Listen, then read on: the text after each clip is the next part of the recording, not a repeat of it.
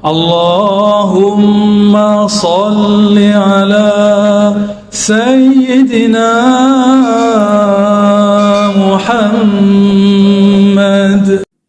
Assalamualaikum warahmatullahi wabarakatuh. Jumpa lagi. Syekh Abdul Qadir Jailani itu nama lengkapnya Abdul Qadir Abu Muhammad bin Abu Soleh Musa bin Abdullah bin Dus Al-Jailani atau Al-Kailani atau Al-Jili atau Al-Kili.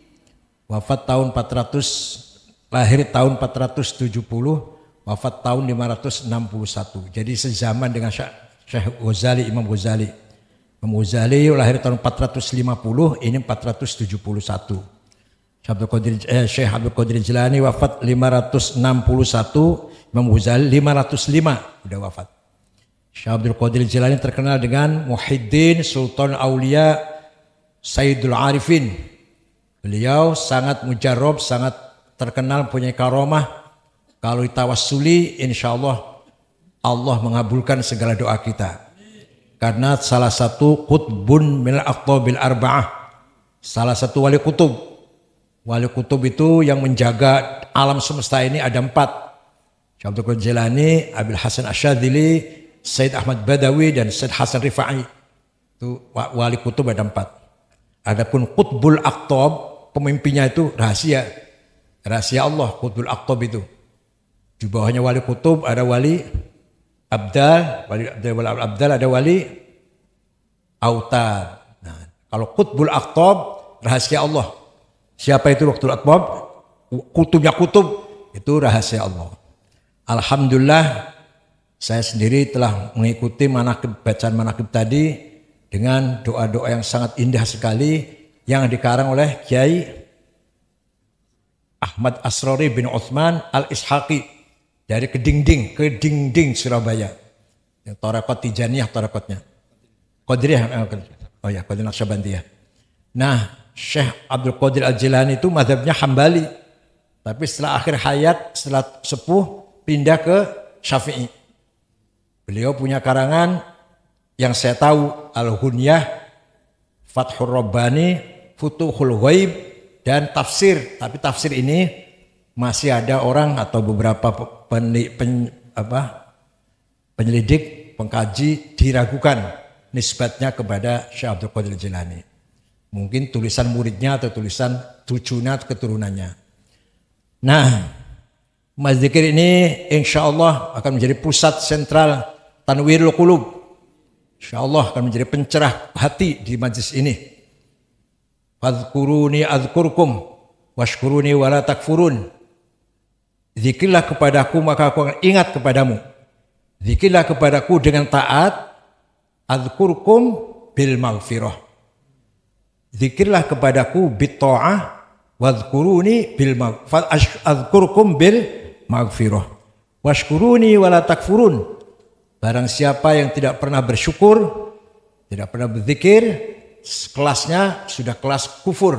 Kufurun ni'mah. Dikit lagi kufur akidah, dikit lagi. Adiknya kufurun akidah. Kufur ni'mah, bukan kufur akidah. Jadi walaupun akidahnya masih Islam, tapi orang nggak pernah zikir, nggak pernah syukuran, berarti sudah masuk dalam golongan kufar. Kufran ni'mah. Nah, zikir ini ada 3 kelas. Ada zikrul asma, zikir yang paling rendah. Ya Razzaq, ya Aziz, ya Jalil, ya Kabir, ya Latif. Yang diminta rezeki, ya Razzaq. Yang diminta kemenangan, ya Aziz, ya Alim, ilmu, ya Wahhab, pemberian. Walhasil permintaan tertentu. Jadi zikirnya mengajukan proposal tertentu. Ya Mutakabbir, ya Kabir, ya Ali. Ya bagus. Tapi kelas rendah. Bagus. Tadi itu fadhkuruni adhkurkum. Walladzina hum ala salatihim daimun.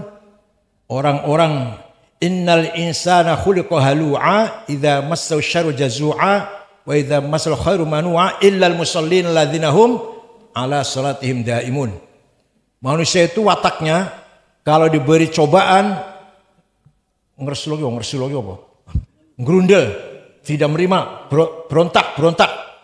Weda masalah khurmanua, apel dikasih kebaikan, jembar rezekinya, maju dagangnya, kikir, pelit. Nah, kecuali orang yang selalu sholat. Illalladzina hum ala sholatim daimun. Apa arti daripada selalu sholat? Masa sholat terus? Ya bukan. Sholatnya di luar sholat yang resmi yang rukuk sujud itu hatinya selalu zikir kepada Allah. Di luar sholat yang resmi, rukuk, sujud, di luar itu hatinya selalu zikir kepada Allah, itu namanya sholat namanya. Alladzina hum ala sholatim daimun, selalu langgeng sholat. Masa sholat terus ya kapan kerjanya? Sholat terus gitu, enggak. Di luar sholat yang resmi, namanya sholat termasuk zikir kepada Allah. Nah, zikir asma itu penting. Barang siapa yang punya hajat, ingin apa saja monggo, silakan. Memperbanyak zikir kepada Allah dengan menghadirkan asma'nya di dalam hati. Sebab kalau tidak menghadirkan asma'nya, nanti tasawur zat, salah nanti. Paham gak ini? La ilaha illallah. Kalau tidak mentasawurkan asma'nya, nanti tasawurnya zat. Nah, itu gak boleh. Nanti menggambarkan Allah apa tinggi, besar, gemuk, apa gimana? Itu nanti gimana? Di kursi singgasana. Itu nanti terjerumus. Makanya kalau zikir tasawurnya apa? Asma'nya. La ilaha illallah. La ilaha illallah rahman, la ilaha illallah rahim, la ilaha illallah malik, la ilaha illallah kudus, la ilaha salam. Paham enggak? Paham tidak? Supaya tidak tasawur zat, tidak menformkan zat, tapi memformkan asma'nya. Paham ya? Jadi kalau kita zikir tadi la ilaha illallah, la ilaha illallah. Awas, hati-hati. Jangan mentasawurkan, menformkan, menggambarkan zat, tapi menggambarkan asma'nya. La ilaha. Lalu kalau ingin kaya, la ilaha illallah karim, la ilaha illallah razzaq, la ilaha wahhab gitu kalau mau kaya. Kalau mau menang ya la ilaha illallah aziz, jalil kabir. Jadi orang besar, pangkatnya tinggi lah. Jadi supaya mentasawurkan asma, itu bagus sekali. Tapi itu kelas rendah. Yang kelas menengah, naik kelasnya, zikrus sifat. Sifat ma'ani Allah ada 7. Qudrah, iradah, sama, basar, ilmu, hayah, kalam, apalagi? Sudah 7. Ketika zikir itu la ilaha illallah, la ilaha illallah itu menyerahkan diri kepada kudrahnya, kepada iradahnya, kepada kekuasaannya, kepada kehendaknya yang mutlak, yang absolut, kepada ilmunya yang absolut, kepada kalamnya, kalimahnya, perintahnya yang absolut.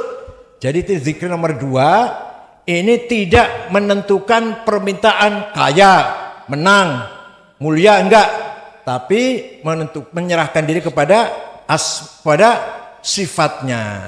Jadi ketika la ilaha illallah, la ilaha illallah artinya apa? La ilaha illa al-qadir, al-alim, al-murid, al-hayy, al-qayyum, al-mutakallim, apalah hasil yang dizikirkan itu adalah apa? Sifatnya lebih general, lebih universal daripada asma'nya tadi. Yang puncak adalah zikruz zat. Zikruz zatil mutlaqah al-mujarradah an sabil idhafat. Ketika la ilaha illallah tidak dibarengi dengan permintaan. Jadi enggak usah minta apa-apa. Ini yang paling tinggi itu. Jangan menyertakan permintaan, apalagi uang, apa pangkat, kedudukan. Minta surganya saja tidak. Minta maghfirahnya, rahmatnya saja tidak. Ya ini sudah tinggi. Ya ini cuma cerita saja. Saya pun nggak bisa ini. Cuma cerita. Jadi ketika la ilaha illallah betul-betul zikir kepada zatnya, bukan minta apa-apa, nggak minta apa-apa. Zikir zat. Karena zat itu apa? Zat itu tidak terkait dengan alam semesta ini.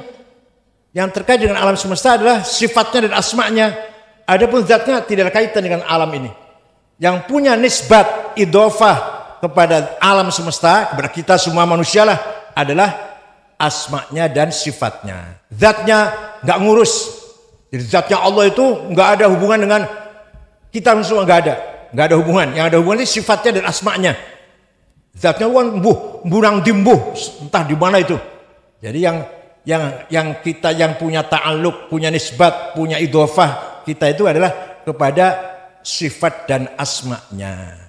Kalau bisa zikir yang ketiga ini, gak usah lama-lama, 5 menit saja setiap hari, setiap malam, 5 menit saja. Yang lainnya zikrul asma, lainnya zikrul sifat. Yang 5 menit zikrul zat. Bisa gak coba? Bisa gak? Dari subuh sampai isya zikrul asma. Minta kaya, minta sugih, minta banyak duit, minta banyak mobil, banyak rumah. Nah nanti malam-malam, di waktu malam tahajud, 5 menit zikrul zat. Tidak minta apa-apa, betul-betul zikir kepada zatnya Allah. Al-mujarradah anin nisab wal idhofat. Zat Allah yang tanpa ada relasi, hubungan dengan apa-apa, dengan alam semesta ini. Itulah zikir yang paling tinggi. Belajar. Jadi kalau zikrul zat sehari semalam ada ya 2 menit atau 1 menit lah yang zikir zatnya. Yang lainnya zikrul asma sifat. Mudah-mudahan ada manfaatnya. Syukron wa dumtum fil khairi barakati wan najah. Wallahul muwaffiq ila thoriq. Wassalamualaikum warahmatullahi wabarakatuh. Terima kasih. As-salatu wassalamu alayka ya sayyidi ya habibi ya abal arwah ya Rasulullah.